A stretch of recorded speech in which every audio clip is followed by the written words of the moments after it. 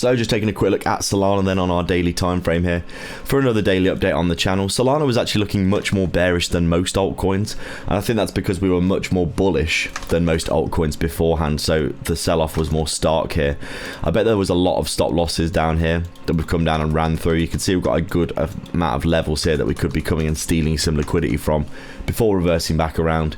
You can see Solana here basically in a situation where it was really bearish, to be honest. More bearish than most of the altcoin space. It seemed to just grind to the downside, but ever since we got down below that $200 level, I felt like we were getting into a good area of discount and also a good psychological area where people would start buying in again. You can see really we've just come down and swept loads of liquidity. Swept this liquidity all the way down to hit this level here. So really any of the gains in September all being wiped out here, as you can see. But looking like we are starting to recover out of this area now. You can see quite clearly here Solana's come down into a really nice area of support in and around that $200 level. We had a really nice trade here actually on the hourly time frame. If you look at this, you can see nice little accumulation, manipulation, and then distribution here. You could have taken this and then just targeted back up somewhere here. Would have been a really nice trade, as you can see. But overall, I think Solana was getting a bit too oversold and a bit too bearish. And you can see on the daily time frame here, some nice big green candles over the past few days to be reversing out of this pretty stark downtrend here for Solana.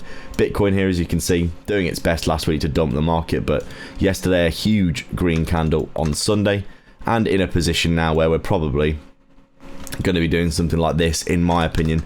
I think Bitcoin potentially opening up pretty bullish for this week, especially if you count Sunday as the first day.